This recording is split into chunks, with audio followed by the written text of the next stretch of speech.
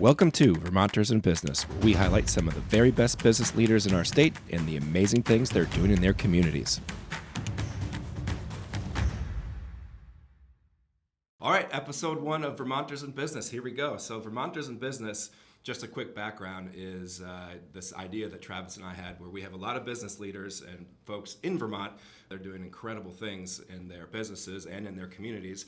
We wanted to figure out a way to highlight them, and particularly people that maybe not are always highlighted. And so that kind of was our idea, right, Travis? Yeah, exactly. Yeah. So we kind of have episode 1 here, and we thought we'd bring in our friend Zach Chilcote from Vermont Federal Credit Union. And Zach, we've actually known for a very long time, but he's been at Vermont Federal for almost 4 years at this time. That's right. Yeah, exactly. Yeah. So we've worked with Zach in a lot of different scenarios before as a loan officer, and so now we're going to bring him in, and we'll introduce him to everybody, and we'll get started and kind of talk about what he's up to now, what makes Vermont Federal great, and what's kind of going on currently in the world of Vermont Federal Credit Union. So out the gate, we have our Vermonter Hot Seat questions. So I'm kind of excited about these. Most people, if you're in Vermont, these are going to all sound very familiar, and you have a very specific answer to these. So it's important that we, give all of our listeners a chance to learn about who we have on the show and what their Vermont specialty are. So out the gate, Zach, are you ready for the Vermont Hot Seat questions? Oh yeah, bring it on. All right, number 1, what are you having your maple syrup with, pancakes or waffles? Oh, I feel like that's an easy question. Pancakes all the way. Pancakes, they just are the perfect sponge for maple syrup, and gotta love pancakes. So I love it. Yeah. I love it. Very confident. There's no hesitation there. All right, and then what is your perfect day in Vermont? Is it a winter day at the mountain or a summer day at the lake? Oh gosh, that's a really good question. I mean, they're both pretty great. I would have to say I tend to like a winter day. My wife and I do cross-country skiing and stuff like that, so probably a nice winter day. But I mean, gotta love summer kayaking, doing some mountain biking, mountain climbing. So you gotta pick one. You can't do both. I know. I guess I'll have to go for a summer day. It's changed it. Yeah, switched it up. I had to pick. All right. Well, there's only 60 of them, so you I know gotta get exactly. them. There you go. Yeah, it's a tough. There is only 60. This is true. This is true. All right, and then what is your favorite restaurant in the state? Favorite restaurant in the state? Wow, that's a really, really wonderful question. It's broad too, so you can go anyway with it. Favorite restaurant here? Well, let me think. Well, I think that what's great is that there's a lot of new restaurants in Vermont, lots that are popping up, kind of, especially after the pandemic. Some folks that had struggled through the pandemic kind of reinvented themselves. I have to say, I really love what's going on in the Essex experience. I think Black Flannel does a great job out there. Their food is on point. I'm also a huge fan of Blue Paddle out in the islands. Yeah, that's right across the street from us. Oh my gosh, Yeah. Consistently delicious. They really just deliver a great experience every time we go in there. So I would agree. Yeah. Both restaurants are great, and I love Black Flannel. That outside of, obviously, they make good beer and spirits, but their food is very underrated too. Agreed. Good stuff. Yeah. All right, and then when you are out on a hot summer day, what is your creamy order? Oh man. So I have to say, not just is it maple creamy, but it's a Palmer's maple. Very Maple specific. and Jericho. Yeah, they are the top of the line. So Yeah. definitely. Yeah. that might foster some debate, but that's okay. Maybe we should change that question to who has the best maple cream. There you go. All right. Well, from next, I'm going to transition to Travis. Obviously, you've known Travis for a while. Yeah. We're going to dive in. You officially passed the hot seat questions. We're going to dive into a little bit more about what you're doing at Vermont Federal and the great work that's kind of being accomplished there. Yeah, now that we have the fun out of the way, let's get down to business. So tell us, who is Vermont Federal and how did you end up there? Yeah. Vermont Federal Credit Union is a self-service, full-service local Vermont credit union that is cooperatively owned by its member base. It's been in business for 70 years. And I ended up here basically through working at various channels in residential lending. I started out in the private lending world, which kind of transitioned me over to some credit unions, some banking, and eventually into some of the private banking, where I was working with some pretty high caliber net worth individuals and realized that commercial was kind of the next evolution for my personal growth. So I've always had a passion for Vermont and for Vermont's businesses. And I thought this is a great opportunity for me to kind of unite my passion with some of my skills in lending. So I've been at the credit union now for about 4 years, and yeah, it's really great. You know, we certainly came together during the pandemic with all of the disaster lending, which was its own mission. But I feel that we really achieved being able to dish out some funds to some local businesses, helping people stay in business. Yep. So very happy with where I'm at. And what's your role there? So I'm the business services manager, which means I run the team, which consists of 3 originators, 2 business administrators, and then 2 credit analysts. Okay. Awesome. And what type of business lending do you do at Vermont Federal?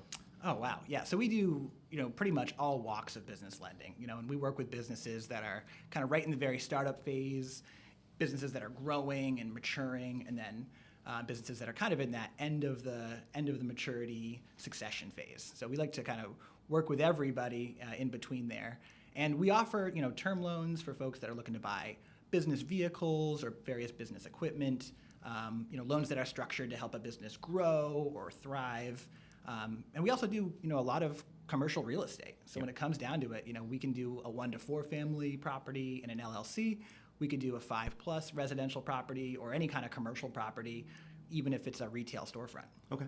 Yeah. And what are some things that people need to think about before they come to you for any type of commercial lending? Yeah. A good plan is going to make the difference, right? And just kind of knowing how are you going to navigate this kind of changing landscape. I mean, we're at a time where we've got some inflation, costs are really high. So just knowing how are you going to navigate that. If there's a labor shortage, who's going to pull the strings and what levers are you going to pull within the business to make things work? Having a really solid plan about your growth and how much financing you need to achieve that growth is really going to make the difference. Do you require a business plan when folks come in to get a loan, or is that something you work with them on? Or? We generally will require a business plan if it's a startup. We do like to look at projections sometimes if it's a bit more of a riskier business entity or kind of a testing the waters on something new. So we don't always need to get a business plan, but we like to have a sense of what is their plan for running their business. Right.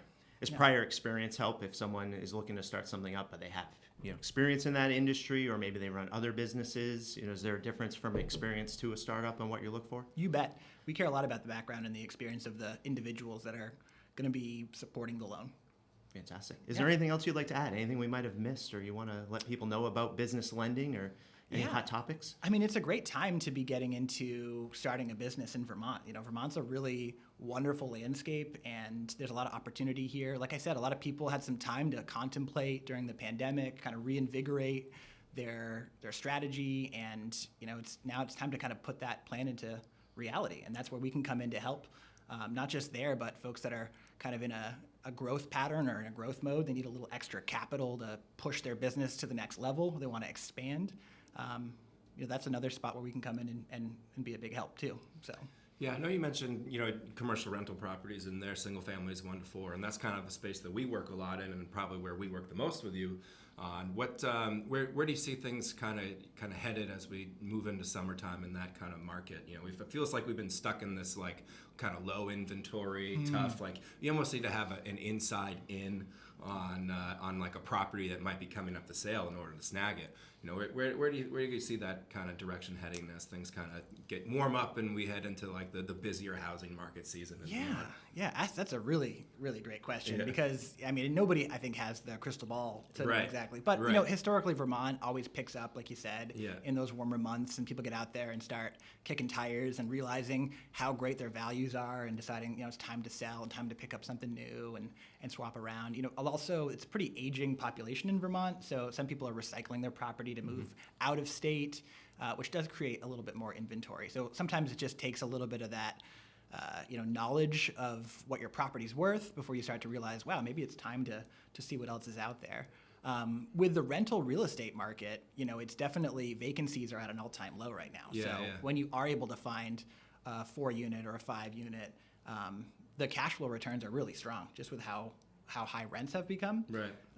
So, when those opportunities arise, there's really good ways to structure loans to kind of make that cash flow improve.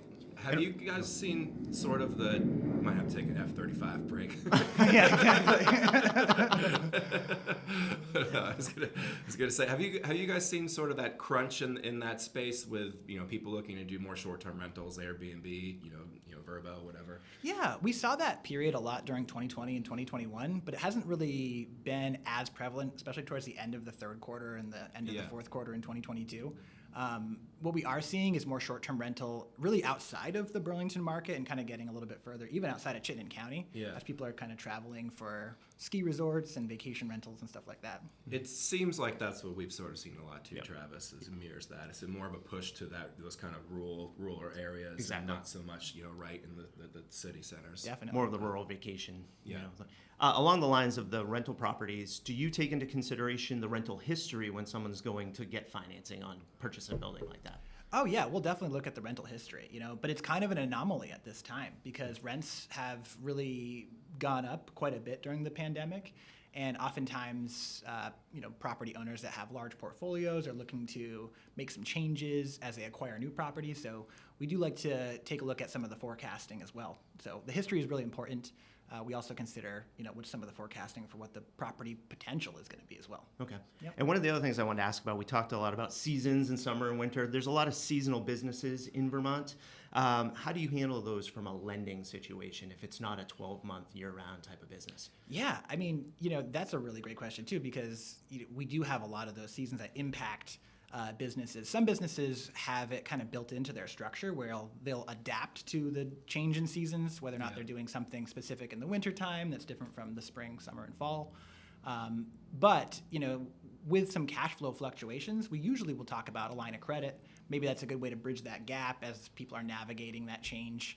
It can cause some disruptions, usually with the way that their earnings are going. So line of credit can just smooth that out for the most part. Fantastic. Do you have any other questions, Drew, for Zach? No, not off the top of my head. I mean, I think you kind of nailed it, Zach. It's it's great to have you on board here. You're, like I said, your first guest here on the show, so it's kind of an interesting experience for all of us all around. But again, this is Zach Chilcote, and he's from Vermont Federal Credit Union, and we appreciate you having on. This has been episode 1 of Vermonters in Business, where our goal is to highlight all of the Vermonters that are doing great things in businesses in the area. If you know a Vermonter that is shining in their business, give us a shout. We'd love to have him on the show.